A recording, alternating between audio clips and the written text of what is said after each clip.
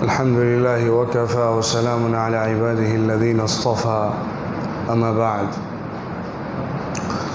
محترم بزرگوں، دینی اور ایمانی بھائیوں، سیرت کے عنوان پر جو سلسلہ چل رہا ہے اس کی آج کی کڑی جزیرۃ العرب، عرب کی صورتحال، عرب کی مذہبی، معاشی، سماجی، اخلاقی جو سچویشن تھی حضور صلی اللہ علیہ وسلم کی بعثت سے پہلے یا بعثت کے وقت، اس پر گفتگو کرنی ہے۔ اور اللہ رب العزت نے جزیرۃ العرب کو محمد صلی اللہ علیہ وسلم کے لیے اور آخری نبی کے لیے کیوں چنا، اس کو سمجھنا ہے۔ تو آج کا جو لیکچر ہے اس کے دو پارٹ ہیں۔ ایک حصہ ہے کہ جزیرۃ العرب کیا ہے، اس کی کیا سچویشن تھی اور اس کی اخلاقی، مذہبی کیا روایتیں تھیں، سماجی اعتبار سے کیا صورتحال تھی، اس کو سمجھا جائے۔ جاہلیت کی جو پکچر پوری دنیا میں سامنے آئی ہے، جزیرۃ العرب میں کیسی تھی، اس پر گفتگو ہو۔ دوسری طرف دوسرا حصہ یہ ہے کہ اس زمین کا انتخاب اللہ نے کیوں کیا، عرب قوم کی کیا خاص بات تھی کہ اللہ نے آخری نبوت کے لیے اس کو منتخب فرمایا، وہ کون سے پہلو ہیں، کون سی خصوصیتیں ہیں جو عرب کی زمین کو اور عرب کے لوگوں کو پوری دنیا سے ممتاز کرتی ہیں۔ ان دو پہلوؤں پر گفتگو ہے۔ پہلے حصے پر گفتگو کرنے سے پہلے یہ سمجھ لیجئے کہ عرب کس کو کہتے ہیں، جزیرۃ العرب کس کو کہتے ہیں۔ عرب جب بولتے ہیں تو آج کی اصطلاح میں تو جن ملکوں میں عربی زبان بولی جاتی ہے ان کو عرب ملک کہہ دیتے ہیں، لیکن جزیرۃ العرب کی اصطلاح، جزیرہ کہتے ہیں آئس لینڈ کو۔ عرب کے اندر جو جزیرہ ہے وہ اصل میں کمپلیٹ آئس لینڈ نہیں ہے، 3 سائڈ سے، 3 حصوں سے اس زمین کو سمندر گھیرے ہوئے، اس لیے اس کو عربی میں شبہ جزیرۃ العرب کہتے ہیں، جزیرۃ العرب کے مشابہ۔ کیونکہ جزیرۃ العرب جو ہے، عرب کا یہ جو آئس لینڈ یا جزیرہ کہلاتا ہے، اس کو مغرب سے، مشرق سے اور جنوب سے، ساؤتھ، ویسٹ اور ایسٹ، ان 3 سائڈ سے سمندر گھیرے ہوئے۔ اس کا جو شمالی حصہ ہے، اوپر کا جو ساؤتھ کا حصہ ہے، وہاں پہ سمندر نہیں ہے، کیونکہ شام کے حصے اور فلسطین تک کا جو حصہ ہے اس کو جزیرۃ العرب میں نہیں مانا گیا ہے۔ تو اس کے جو جنوب میں نیچے کی طرف یمن کا حصہ آتا ہے، اس کو بھی عرب میں، جزیرۃ العرب میں شمار کیا جاتا ہے۔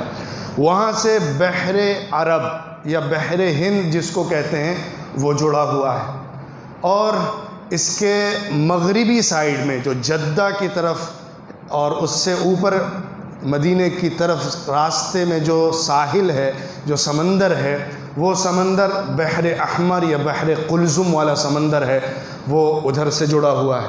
اس کے جو مشرقی حصہ ہے، اس کا جو ایسٹرن حصہ ہے جہاں پہ بحرین، عمان اور یہ حصے جڑتے ہیں، ان حصوں کی طرف بھی سمندر جڑا ہوا ہے جس کو خلیج فارس کہا جاتا ہے، بحر بصرہ کہا جاتا ہے۔ تو ان 3 سائڈ سے، 3 حصوں سے سمندر گھیرے ہوئے ہے، اور جو اس کا شمال کا حصہ ہے جہاں سے شام لگتا ہے، اور پھر اس کے بعد فلسطین، وہ حصہ کیونکہ جزیرۃ العرب میں نہیں ہے اس لیے اس کو سمندر میں نہیں سمجھا گیا ہے، کیونکہ اس کے بعد پھر سے سمندر اسٹارٹ ہو جاتا ہے۔ تو یہ شبہ جزیرۃ العرب جو ہے، یہ اپنی زمینی اور اپنی قومی فروق اور اختلافات کے اعتبار سے الگ الگ حصوں میں بھی بٹا ہوا ہے۔ اس کے اندر حجاز کی پٹی ہے جس میں مکہ اور مدینہ آتا ہے، تہامہ کا حصہ ہے جو پہاڑوں کے دوسری طرف ہے، نجد کا حصہ ہے جو اونچائی کا حصہ ہے، جو درمیان عرب کے اندر آتا ہے، جس میں یمامہ ہے جس کو آج کا ریاض کہا جاتا ہے، اور مدینہ منورہ اور مکہ مکرمہ کے ایسٹ میں مکہ مکرمہ کے مشرقی سائیڈ میں جو اوپر چڑھنے والا حصہ ہے وہ نجد کا حصہ کہلاتا ہے۔ پھر اس کے بعد ایک بڑا حصہ جو جزیرۃ العرب کے اکثر حصے کو لیے ہوئے ہے وہ صحرا ہے، ڈیزرٹ کا حصہ ہے، جس کو الربع الخالی کہتے ہیں، جو حصہ بڑے طور پر آج کے ریاض سے لے کر یمن تک کی ایک لمبی مسافت کو گھیرے ہوئے ہے، جس میں انسانوں کی آبادی نہیں ہے۔ اس طرح یہ نقشہ اور ایک پکچر ہے جزیرۃ العرب کی۔ اس کے اندر الگ الگ قبیلے، الگ الگ نسلیں موجود تھیں۔ عربوں کی بنیادی طور پہ 3 قسمیں کر دی جاتی ہیں۔ ایک وہ عرب جو اصل عرب کہلاتے ہیں، ان میں یمن کے لوگ ہیں جو قحطانی ہیں، جن کو نسلی طور پہ قحطانی کہا جاتا ہے۔ دوسرے وہ ہیں جو عرب میں آ کر باہر سے بسیں، کیونکہ عراق اور بابل یہ سب جو علاقے ہیں یہ عرب میں نہیں آتے ہیں، جزیرۃ العرب میں نہیں آتے ہیں۔ تو وہاں سے آنے والے حضرت ابراہیم علیہ السلام ہیں، پھر ان کے بیٹے حضرت اسماعیل علیہ السلام وہاں رہے ہیں، ان کو عدنانی کہا جاتا ہے۔ تو وہ ایک ہے طبقہ، اور ایک حصہ عرب کے اندر خاص طور پہ جنوب عرب، یمن کی سرزمین پر رہنے والا جو عرب کی نسل تھی وہ ختم ہو گئی، مٹ گئی، جس کو عرب بائدہ کہا جاتا ہے، جس میں سبا اور عدن کے علاقوں کی جو تہذیبیں زندہ تھیں، عاد اور سمود کی قوموں کے ذریعے سے ان کی ایک قسم ہے عرب کے اندر جو سب کے سب ہلاک کیے گئے۔ بہرحال اس طرح قومیں ہیں، لیکن اس پورے جزیرۃ العرب کے اندر جو قوم سب سے زیادہ عزت والی، سب سے زیادہ حیثیت والی، سب سے زیادہ مقام والی تھی، وہ قریش کی تھی۔ قریش حضرت اسماعیل علیہ السلام کی اولاد میں، کنانہ کی اولاد میں، حضرت اسماعیل علیہ السلام کے اولاد میں عدنان آتے ہیں، انہی کی نسبت سے اس مکے اور مکے والوں کو عدنانی کہا جاتا ہے۔ مدینے والے جو ہیں وہ یمن والے ہیں، وہ قحطانی لوگ ہیں، جو مدینے سے ہجرت کر کے جو اصل عرب کے باشندے ہیں، جو نیٹو عرب کے ہیں، وہ مدینہ منورہ میں آ کے بسنے والے ہیں۔ ان کے اندر پھر بعد میں کنانہ آئے، کنانہ کی اولاد قریش ہوئی، جس کو بڑی قسموں کے اندر بکر اور تغلب میں تقسیم کیا جاتا ہے۔ تو اس طرح قریش مکہ مکرمہ میں آباد تھے، اور اس کے علاوہ یہ قریش کے ہی مالدار لوگ یا انہی کی قسمیں طائف کی زمین پر زمینیں لے کر آباد ہوئی تھی۔ مدینہ منورہ کے اندر یمنی لوگ اصل میں تھے، اور یہودی لوگ جو ہجرت کر کے آئے ہوئے تھے وہ لوگ تھے۔ اس کے علاوہ باقی حصہ جو نجد کا بڑا حصہ ہے، جس میں بہت سارے قبیلے الگ الگ قریب کی جگہوں پر رہتے تھے، بکھرے ہوئے تھے، وہ مکے اور مدینے کے مشرق کے اندر آتا ہے۔ وہاں پہ پھر بنو حنیفہ کا قبیلہ ہوا، اسلم کا قبیلہ ہوا، غفار کا قبیلہ ہوا، جوہینہ کا قبیلہ ہوا۔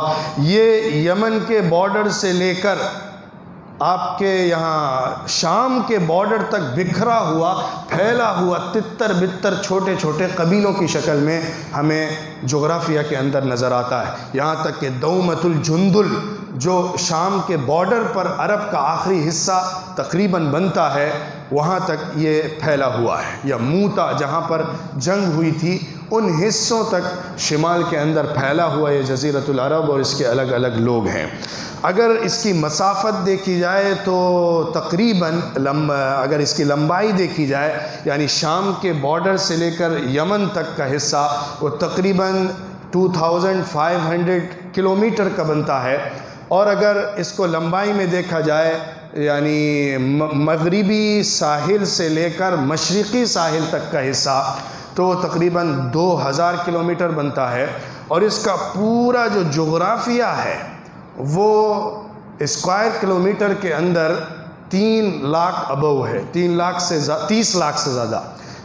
لاکھ سے زیادہ اسکوائر کلومیٹر کا حصہ اس کے اندر آتا ہے۔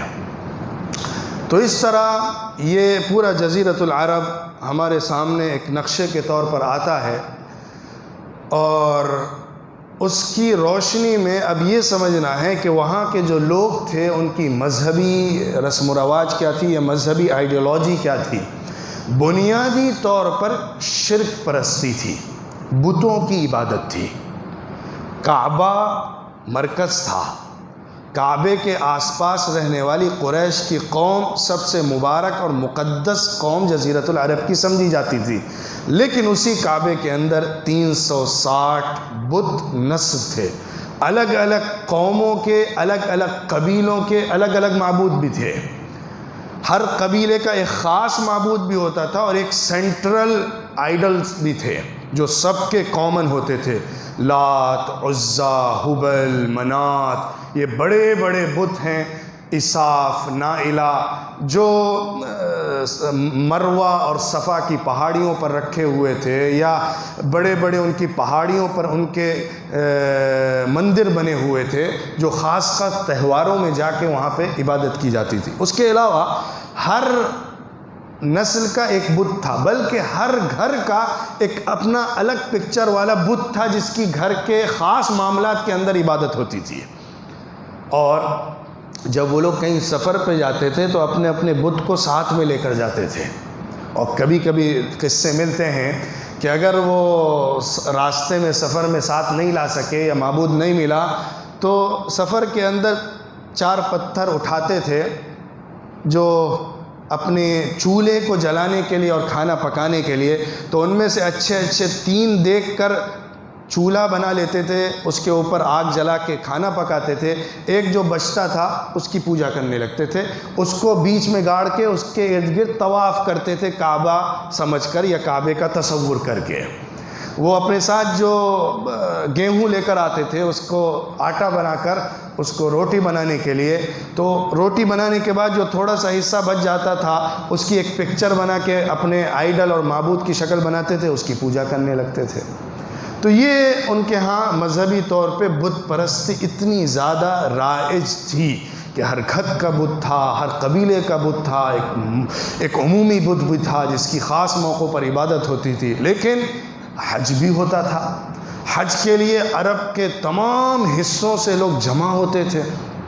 عرب کے اندر حج کے مہینوں کا احترام موجود تھا، اس مہینے کے اندر قافلوں کو نہیں لوٹا جاتا تھا، جو حج کرنے آ رہے ہوتے تھے ان کے حج کرنے والوں کا سامان نہیں چھینا جاتا تھا، جو قبیلے لٹیرے تھے وہ بھی اس سے پرہیز کرتے تھے کہ حاجی ہے یا حاجی کا جانور ہے اس کو نہیں چھیڑا جائے۔ حج کی شکلیں بھی بگڑ گئی تھیں کہ تصور یہ تھا کہ حج پاک کپڑوں کے اندر کرنا ہے، اور اگر پاک کپڑے نہیں ملتے تھے، نئے کپڑے کسی کے پاس نہیں ہوتے تھے تو بغیر کپڑوں کے برہنہ ننگے ہو کر بھی کعبے کا طواف کر لیا کرتے تھے۔ قریش کے لوگ جو تھے وہ اپنے کو سب سے سپیریئر سمجھتے تھے، اس لیے حج کے اندر وہ عرفات کی زمین پر نہیں جاتے تھے کیونکہ اس کو مکے سے باہر سمجھا جاتا تھا۔ وہ مینا جا کے رک جاتے تھے، باقی پورے عرب والے حج کے رکن کو ادا کرنے کے لیے عرفات میں جاتے تھے، لیکن یہ لوگ مینا میں ٹھہرے رہتے تھے کیونکہ ہم حمص ہیں۔ وہ کہتے تھے ہم حمص ہیں، ہم مکے والے ہیں، مکے کے نگراں ہیں، اس لیے ہم مکے سے باہر عرفات بھی نہیں جائیں گے، باقی لوگ جا کے وہاں سے آئیں گے۔ تو حج کی شکلیں بھی بگڑی ہوئی تھیں اور اس حج کے اندر بھی بتوں کی عبادت ہوتی تھی، شرک داخل ہو گیا تھا۔ وہ لوگ لبیک اللہم لبیک لبیک لا شریک لک لبیک الا شریکا، لبیک اللہ کے لیے حاضر ہے جس کا کوئی شریک نہیں، ہاں ایک شریک ہے۔ وہ اس طرح کر کے اضافی طور پہ شرک کو اس میں شامل کیے ہوئے تھے، شرک چلتا تھا۔ اس کے علاوہ ستاروں کی عبادت تھی، سورج اور چاند کی بھی پوجا ہوتی تھی، الگ الگ اسٹارز کی بھی، پلانٹس کی بھی عبادت تھی، مشتری کی عبادت تھی، زحل کی عبادت تھی، عطارد کی عبادت تھی، الگ الگ جو پلانٹس ہیں ان کی بھی عبادت ہوتی تھی، جنوں کی عبادت ہوتی تھی جن کو غول کہا جاتا تھا، خاص طور پہ جنگلوں میں جاتے ہوئے ان کا تصور کر کے یا ان کی کچھ پکچر بنا کے ان کے سامنے پوجا کی جاتی تھی، ان کی عبادت کی جاتی تھی۔ فرشتوں کو اللہ کی بیٹیاں تصور کیا جاتا تھا، ان کی بھی عبادت ہوتی تھی، ان کے لیے بھی عبادت کی مختلف رسمیں ادا کی جاتی تھیں۔ تو الغرض شرک مختلف شکلوں میں موجود تھا اور تمام قبیلوں کو گھیرے ہوا تھا۔ ایک بنیادی سینٹرل پوائنٹ یہ ہے جس کو قرآن نے ریز کیا ہے، قرآن نے اٹھایا ہے، یہ اللہ کو ماننے والی قوم تھی، سب سے بڑی ذات اللہ کو مانتی تھی، آسمانوں اور زمینوں کو پیدا کرنے والا اللہ کو تصور کرتی تھی، بڑے معاملات کو دیکھنے والا اللہ کو تسلیم کرتی تھی، باقی سارے معبود اللہ کے لیے ذریعہ اور وسیلہ تھے۔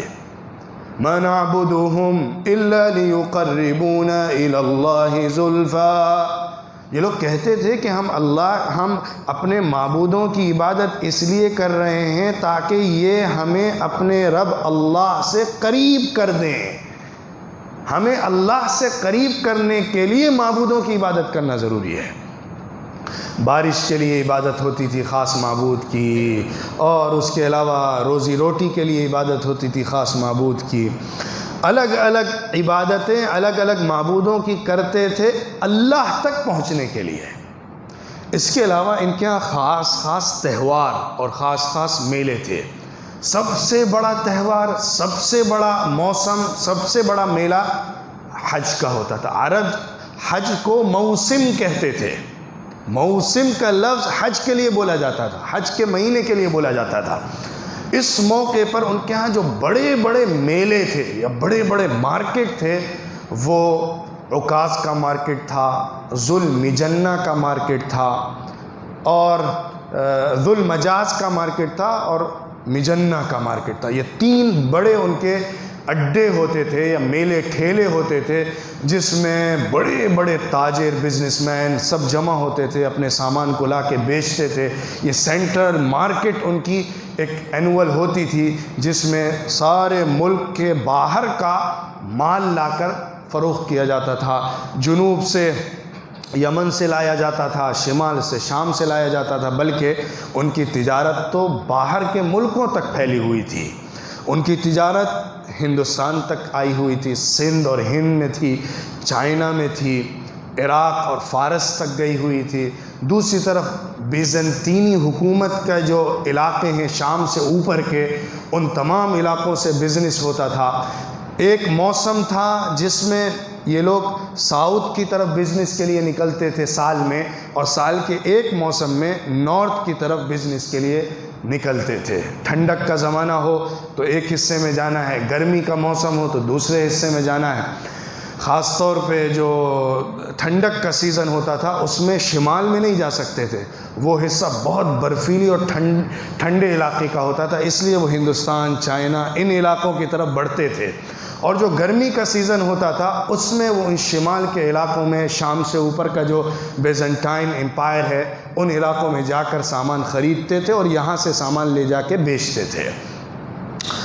ان مجلسوں کے اندر جو بڑے بڑے مارکیٹ اور میلے ٹھیلے ہوتے تھے، اس میں شعر و شاعری کی مجلسیں لگتی تھیں، اس میں قصیدے سنائے جاتے تھے، اور ٹرینڈ چلتا تھا۔ جو شعر ہوتے تھے، جو قصیدے ہوتے تھے، ان کا ٹرینڈ وہیں سے بنتا تھا۔ بڑے سے بڑا شاعر اور بڑے سے بڑا مقرر اور خطیب وہیں سے پیدا ہوتا تھا، اس کی شہرت وہیں سے چمکتی تھی، اور ان موقعوں پر ایک ایک شعر قبیلوں کی قسمت بدل دیتا تھا۔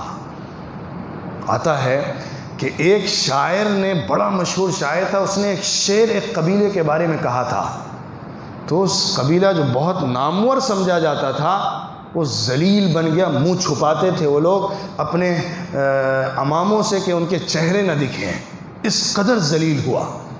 اور ایک قبیلہ بہت قسم پرسی اور ضعیف اور کمزور چھوٹا قبیلہ کہلاتا تھا، ایک شاعر نے اس کے بارے میں ایک ایسا شعر کہا جو ٹرینڈ میں آیا، تو عرب کے لیڈر اور عرب کے سردار اس قوم کی لڑکیوں سے شادی کے رشتے بھیجنے لگے تھے۔ یہ طاقت تھی ان کی زبان و بیان کی۔ دوسری طرف آپ یہ دیکھیے، معاشی اعتبار سے یہ سینٹر تھا دنیا کا۔ قدیم کتابوں میں عرب کو نافع ارض کہا جاتا ہے، یعنی پوری سرزمین کا جو درمیانی پیٹ کی ناف والا حصہ ہوتا ہے وہ مکہ تھا۔ مکے کو پہلے کی کتابوں میں ناف الارض کہا جاتا تھا، کیونکہ وہ سینٹر تھا بزنس کا، تجارت کا، معیشت کا۔ وجہ کیا ہے کہ یہاں کے لوگ بزنس مین تھے، تاجر پیشہ تھے، اور ایک خاص پلس پوائنٹ ان کو کیا حاصل تھا کہ مکے کے ہونے کی وجہ سے، کعبے والے ہونے کی وجہ سے جو قبیلے قافلوں کو لوٹتے ہیں وہ بھی ان کو نہیں لوٹتے تھے. ان کا ایک خاص مذہبی اسٹیٹس اور مقام تھا، ان کا احترام اور ریسپیکٹ تھا کہ ان کے ساتھ چھیڑ چھاڑ نہیں ہوتی تھی. تو ان کی جو تجارت تھی وہ بہت مشہور تھی اور بہت چلنے والی تھی. یمن سے آگے نکل کر سمندر کا راستہ طے کر کے ہندوستان کے حصوں تک تجارت حضور صلی اللہ علیہ وسلم کے بعد شروع نہیں، حضور سے پہلے صدیوں پہلے سے تجارت ہندوستان کے ساحل کے علاقوں میں موجود تھی. اور اس کے علاوہ چائنا کے حصوں تک ان کی تجارت موجود تھی، ترکستان کے حصوں تک ان کی تجارت تھی، اور اس کے علاوہ ایران اور فارس کے جو علاقے وہاں ان کی تجارت تھی. پھر دوسری طرف ان کا مصر ہو اور اس کے علاوہ جو بھی شمالی افریقہ کے ملک ہے وہاں تک ہو، اور بیزنطائن کا جو امپیرر ہے اس میں آج کا جو ترکی کہلاتا ہے اس سے اوپر جائیے اور افریقہ کے حصوں کو لیے، لیبیا، اندلس، ان سارے علاقوں تک ان کی تجارت پھیلی ہوئی تھی. اور وہ وہاں کا سامان لا کے اس مارکیٹ میں فروخت کرتے تھے، اس مارکیٹ کا سامان لے جا کے وہاں فروخت کرتے تھے، اور اپنے علاقے کے لیے بھی سامان لے کر آتے تھے، اور جنگوں کے لیے اسلحہ بھی خریدتے تھے. اسی لیے ہندوستان کی تلوار بہت مشہور تھی ان کے ہاں، جس کو السیف المہند کہتے تھے. ہندوستان کے لوہے کی جو تلوار تھی اس کو خاص اہمیت ان کے ہاں حاصل تھی. تو اس طرح یہ پوری دنیا کا سینٹر بنا ہوا تھا معاشی اعتبار سے بھی، کیونکہ یہ ایک ایسی زمین ہے جس سے 3 بڑے آباد بر اعظم کانٹیننٹس جڑے ہوئے ہیں ڈائریکٹلی. ایک طرف سے ایشیا ہے اور وہ خود ایشیا کا حصہ ہے، دوسری طرف سے افریقہ کا بارڈر، شمالی افریقہ اس سے ٹچ ہوتا ہے، تیسری طرف اس سے جو یورپ کا حصہ ہے وہ بھی جڑ جاتا ہے. تو ان 3 بر اعظموں کو، جو کہ آپ اگر یہ نئے جو بر اعظم کی آبادیاں ہیں، امریکہ، آسٹریلیا، اس کو ہٹائیے، سمندروں کو نکالیے، جو درمیانی اصل پرانے زمانے سے انسانوں کی آبادی کی جگہ ہے، جہاں قومیں اور نسلیں آباد رہی ہیں، ان علاقوں کو آپ دیکھیے، قطب شمالی اور قطب جنوبی کو ہٹائیے، 3 بر اعظموں کو سامنے رکھیے، تو اس کا بالکل سینٹر جو نکلتا ہے وہ مکہ مکرمہ ہے. تو اس طرح جغرافیائی اعتبار سے اس کی یہ تصویر ہے، اس کا یہ منظرنامہ ہے، اس کی یہ صورتحال ہے. اخلاقی اور سماجی اعتبار سے آپ دیکھیں تو جاہلیت اپنے عروج پر تھی، بد اخلاقی آخری انتہا پر تھی، اور شراب، جوا، سود، بازار گرم تھا ان تینوں چیزوں کا. شراب تو ان کے ہاں پانی کی طرح پی جاتی تھی، اور شاید پانی سے زیادہ پی جاتی ہو. شراب کی خاص محفلیں اور مجلسیں ہوتی تھیں، اور ان مجلسوں کا ایک خاص ان کے ہاں رواج تھا، اور اس پر ایک بہت زیادہ اہمیت کے ساتھ اس کا تذکرہ ان کے لٹریچر کے اندر ملتا ہے.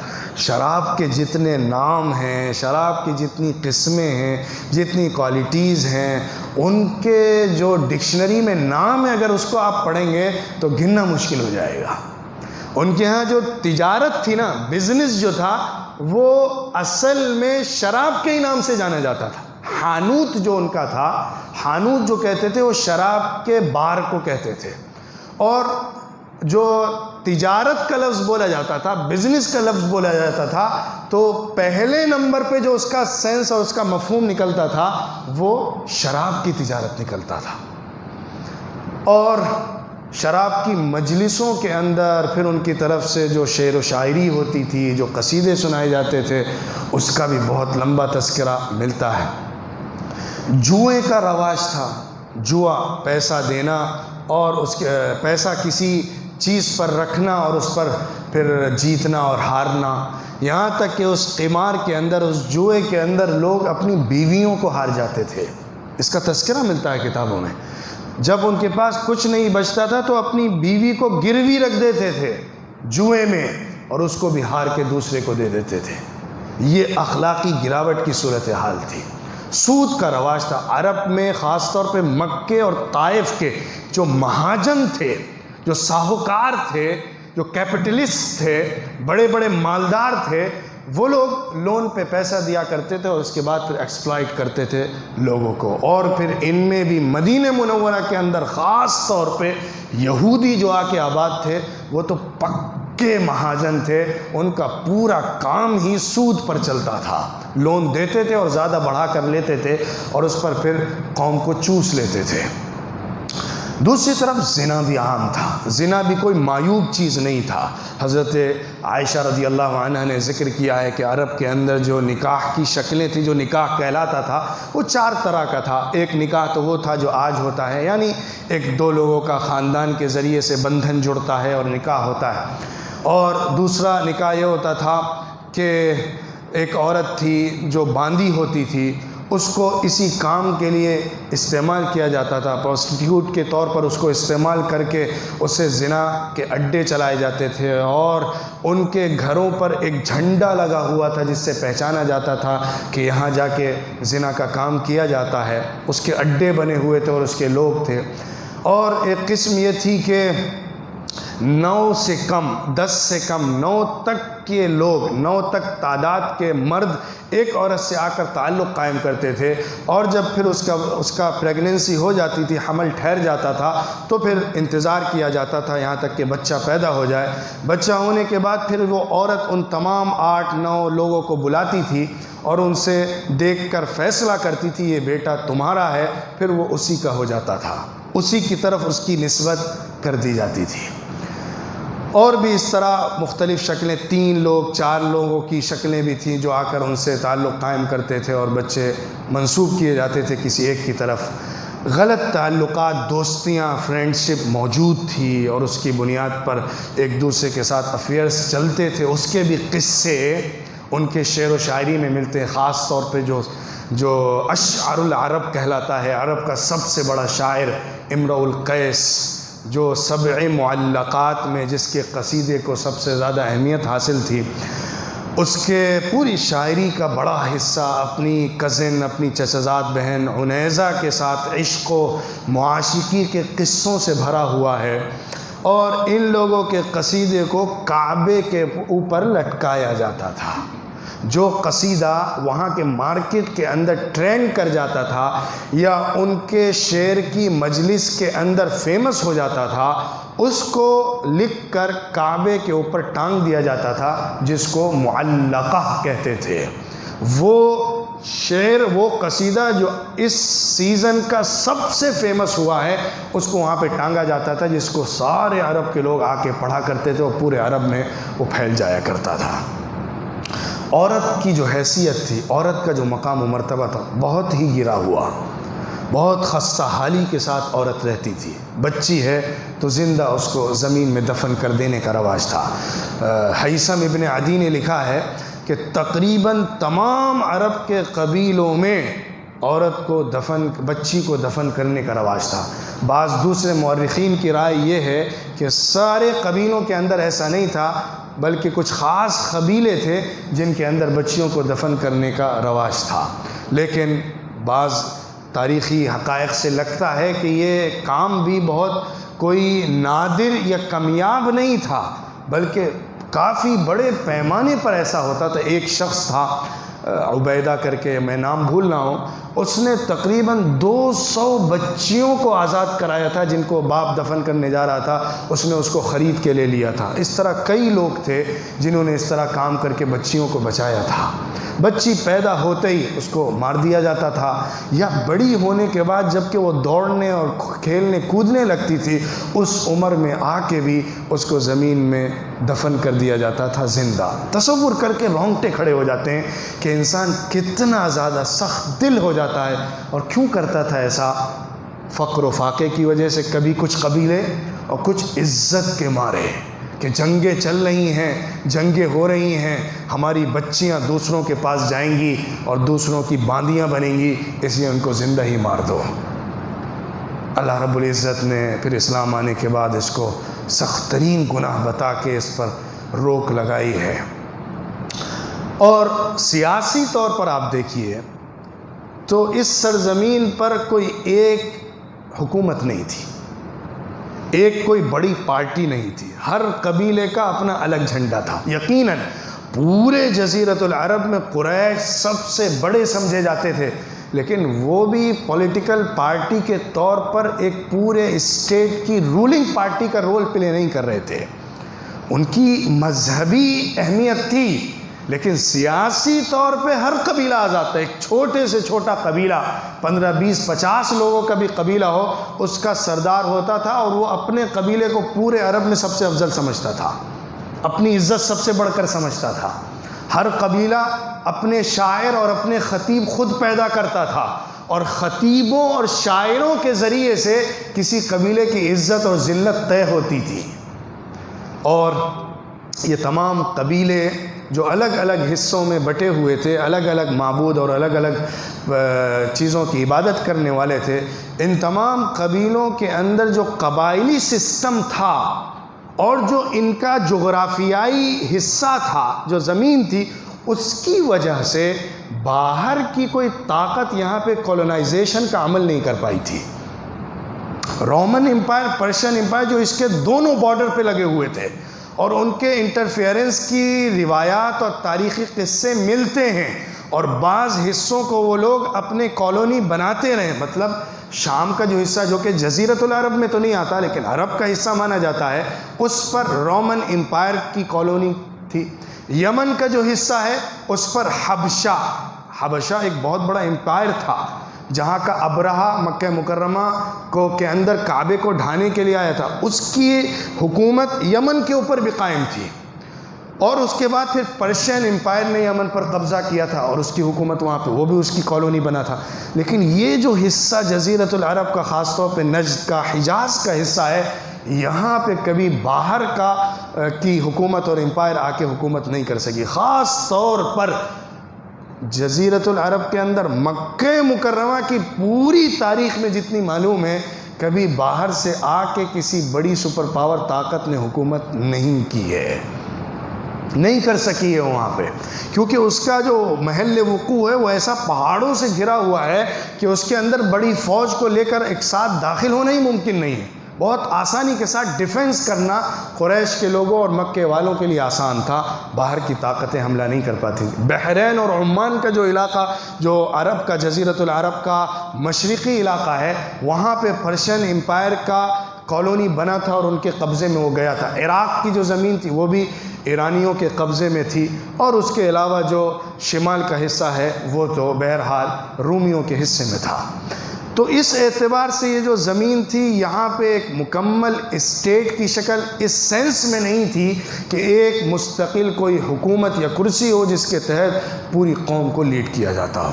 اب یہیں سے دوسرے موضوع پر آئیے اور دوسرے موضوع کو سمجھیے کہ اللہ تعالیٰ نے اس زمین کو جو چنا، اس کی جغرافیہ کے اعتبار سے آپ دیکھیے، پوری زمین کے اندر جو سینٹر کی حیثیت رکھنے والا ہے، افریقہ، ایشیا اور یورپ کا جو سینٹر اور دل بن رہا ہے، وہ مکہ مکرمہ کی سرزمین ہے۔ دوسری طرف آپ معاشی اعتبار سے دیکھیے، یہ جو لوگ ہیں، یہ جو زمین ہے، یہ پورے نارتھ سے لے کر ساؤتھ تک انٹر کنیکٹڈ ہے۔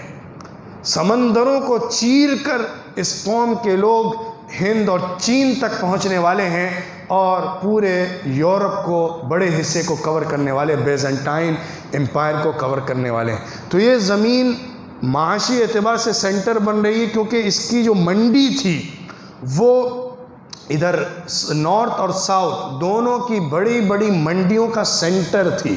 پورا سامان ہند اور چین سے وہاں پہنچتا تھا، اور روم اور یورپ سے سامان وہاں پر آتا تھا۔ اور یہ جو خاص طور پہ مکہ اور مدینہ کا حصہ ہے، مکہ اور مدینہ کی جو راہداری ہے، جو مغربی حصے میں جو جدہ سے لگ کر جو ایک لمبی ایک لائن بنتی ہے، یمن سے اگر آپ حجاز میں پہنچے اور حجاز سے مدینہ جائیں اسی راہداری کے ذریعے سے، اور مدینہ سے تبوک تک پہنچیں اور تبوک سے شام میں داخل ہو جائیں، یہ پوری راہداری بہت بڑا کوریڈور بناتی تھی۔ بزنس اعتبار سے انتہائی دنیا کی سب سے لمبی اور سب سے اہم پٹی تھی، جس میں دنیا کی سب سے بڑی منڈیوں کو ایک بڑی منڈی کے طور پر دیکھا جاتا تھا۔ اس اعتبار سے یہ ساری قوموں سے انٹر کنیکٹڈ قوم تھی اور اس کی زمین تھی۔ اور دوسرا جو پہلو ہے اس کو بہت اہمیت سے سمجھنا چاہیے کہ اس سرزمین پر کیونکہ کوئی بڑا تمدن نہیں پیدا ہوا تھا.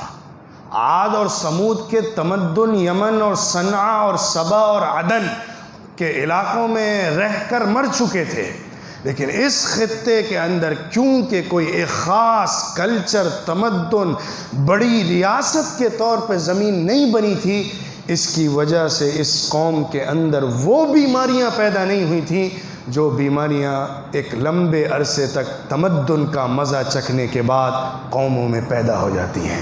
چاہے ہندوستان ہو، چاہے چائنا ہو، چاہے پرشین امپائر کا حصہ ہو، چاہے رومن امپائر کا حصہ ہو، ان تمام خطوں کی تہذیبیں اور کلچر لمبے عرصے تک تمدن اور ایک خاندان کی حکومتوں کی وجہ سے جو سڑ گل اور بدبودار بن جاتی ہے، وہ چیز عرب کی سرزمین پر نہیں پیدا ہوئی تھی.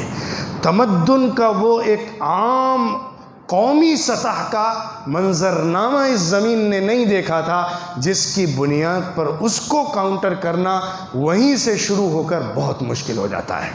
یا کسی ایک بڑے امپائر کے اندر جب ایک بڑی حکومت قائم ہوتی ہے تو پھر وہیں کی زمین سے اٹھ کے اس کا مقابلہ کرنا بہت دشوار ہو جاتا ہے. یہ الگ الگ قبیلوں کی الگ الگ نسلوں کی حکومتیں اور قبیلوں کی الگ الگ اپنے اپنے راج تھے.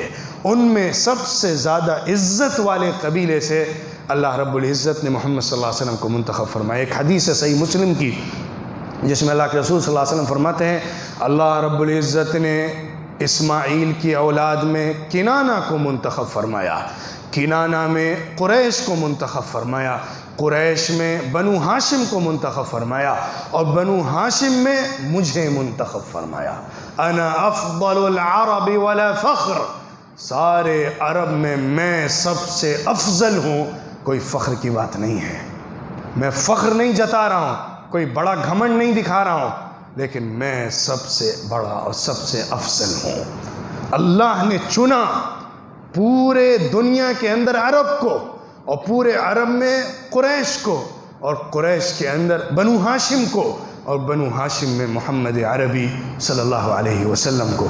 اگر آپ لاجیکل پوائنٹ آف ویو سے دیکھیں تو یہ انتخاب بھی بہت ہی پیارا ہے، اور اللہ کے فیصلے تو اس بنیاد پر ہوتے ہیں اللہ اعلم حیث یجعل رسالتہ، اللہ زیادہ جانتا ہے کہ وہ نبوت اور رسالت کو کہاں پر رکھے گا، کس کو نبی اور رسول بنائے گا، یہ تو فیصلہ اللہ کا ہے.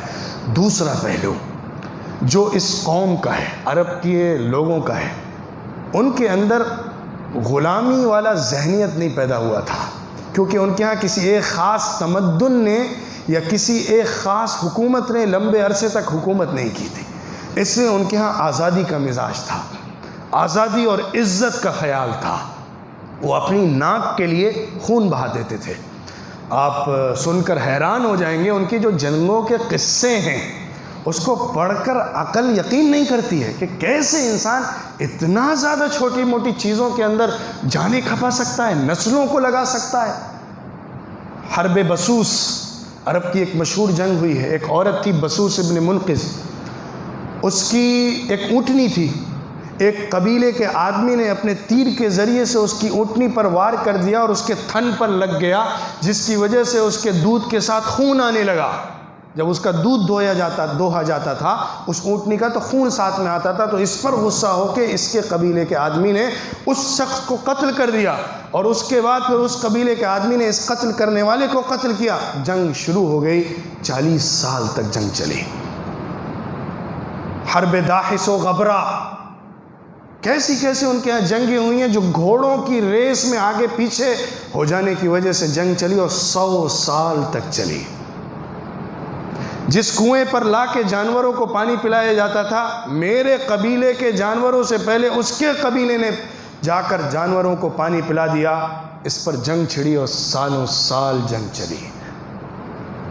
وہ اپنی عورت یا اپنی ناک کی ذرہ برابر بھی بے عزتی برداشت نہیں کر پاتے تھے. عزت کے معاملے میں آخری درجے کے حساس قوم تھے.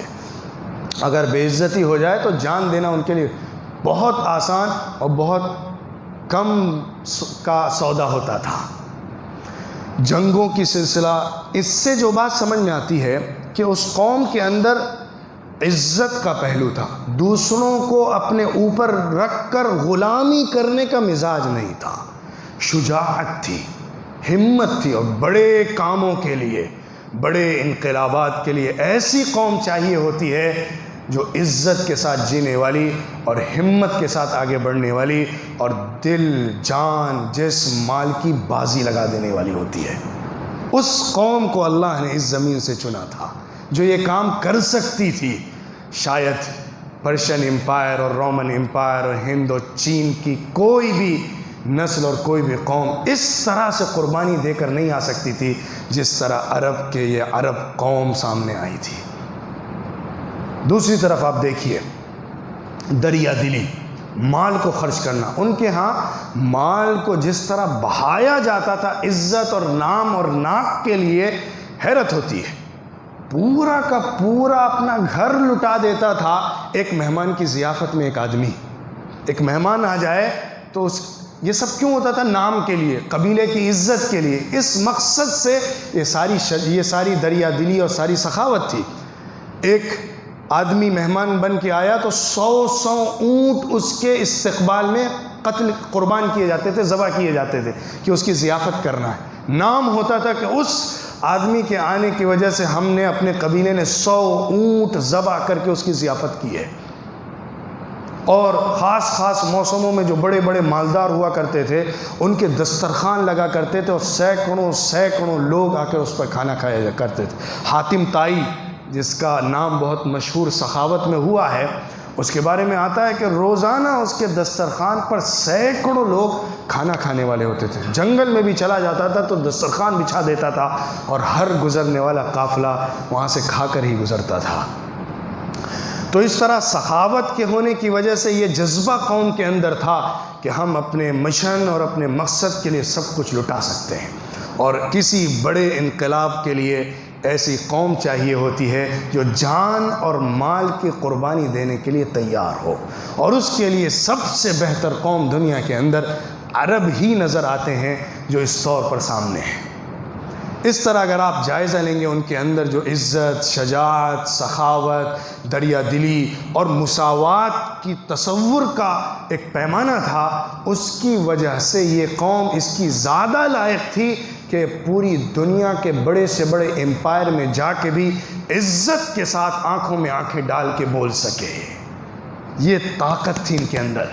اسی وجہ سے حضرت ربعی ابن عامر رضی اللہ عنہ، جو ایک چھوٹے سے صحابی ہیں جن کا تذکرہ بھی نہیں ملتا، اگر یہ واقعہ نہ ہو جاتا، پرشین امپائر کے سب سے بڑے چیف آرمی کے دربار میں، محل میں، تمام آرمی کے بیچ میں کھڑے ہو کر جب پہنچتے ہیں اور اپنے خچر کو لے کر اور اپنے نیزے کو اس کے قالین پر کچلتے ہوئے، پھٹے پرانے اور الگ الگ حصوں پر پیوند لگے ہوئے کپڑے پہن کر جب اس کے سامنے کھڑے ہوتے ہیں تو آنکھوں میں آنکھیں ڈال کر بولتے ہیں، اللہ ابتعثنا لنخرج من شاء من عبادة العباد إلى عبادة الله وحده ومن ضيق الدنيا إلى سعتها ومن جور الأديان إلى عدل الإسلام.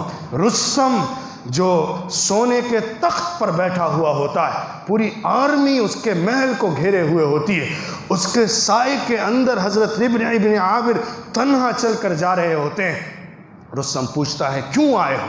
کیوں تم اپنے لشکر کو لے کر ہمارے سرحدوں اور ہمارے بارڈر پر آ کر کھڑے ہوئے ہو؟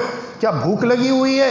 ہم کچھ کھانا دے دیں گے، جا کے کھاؤ. عرب تو بھوکے ننگے لوگ ہیں، تم کیا کرنے یہاں پہ آئے ہو ہمارے بڑے امپائر کے اندر؟ وہ آنکھوں میں آنکھیں ڈال کر جواب دیتے ہیں، ہم خود نہیں آئے ہیں، اللہ نے اٹھایا ہے، اللہ نے بھیجا ہے. کس لیے؟ تاکہ پوری زمین پر رہنے والے اس کے بندوں کو بندوں کی غلامی سے نکال کر ایک اللہ کا غلام بنا دیں اور تمام دین کے ظلم سے نکال کر اللہ کے دین کی رحمت کے سائے میں لے آئیں اور دنیا کی تنگی سے نکال کر دنیا کی وسعت عطا کر دیں. یہ جملہ ایسا ہے، میں جب اس کو پڑھتا ہوں میری عقل حیران رہ جاتی ہے کہ یہ شخص جس کے پاس صحیح کپڑا نہیں ہے، صحیح سواری نہیں ہے، صحیح اسلحہ نہیں ہے، ٹوٹا پھوٹا سامان ہے، وہ بول رہا ہے اس بادشاہ سے جو سونے کے تخت پر بیٹھا ہوا ہے کہ دنیا کی تنگی سے نکال کر دنیا کی وسعت کا مزہ چکھانے کے لیے ہم آئے ہوئے ہیں. کیونکہ ذہن کی وسعت، عقل کی وسعت، تصور کی وسعت، آئیڈیالوجی کی وسعت، ایمان کی وسعت، یقین کی وسعت دنیا کی تمام آسائشوں سے اوپر ہوتی ہے. جب تک عقل آزاد نہیں ہوتی تو دنیا کی جتنے بڑی عیش و عشرت میں رہنے والا انسان ہو، اس کا جسم غلامی کی بیڑیوں میں اور اس کی فکر غلامی کے طوقوں میں جکڑی ہوئی ہوتی ہے. تو یہ تصور کیوں پیدا ہوا؟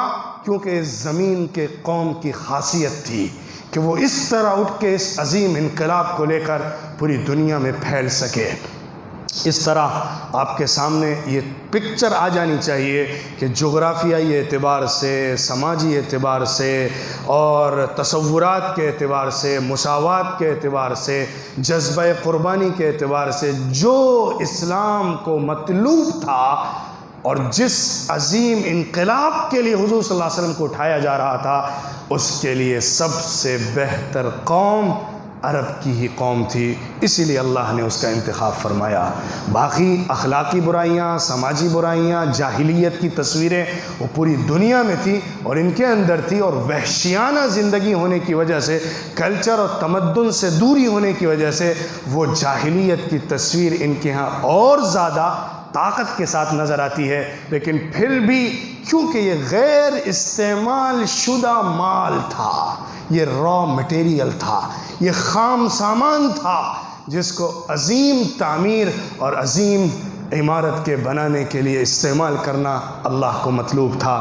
اس لیے حضور اکرم صلی اللہ علیہ وسلم نے ان کی انہی خصوصیات کو جو ان کو عظیم ترین انقلاب کے لانے میں ذریعہ بننے والی تھی، صیقل کیا، مہذب کیا، نکھارا، سنوارا، بنایا، بلڈ کیا، ریفارم کیا، اس کو پیوریفائی کیا، اور اس کے بعد پھر ایسا کندن بنا کے پیش کیا کہ پوری دنیا کے بڑے سے بڑے علاقے ایک ایک شخص کے ہاتھوں فتح ہو گئے. اللہ تعالی ہمیں ان کا سچا جانشین بنائے اور ان کے راستے پر چلنے والا بنائے.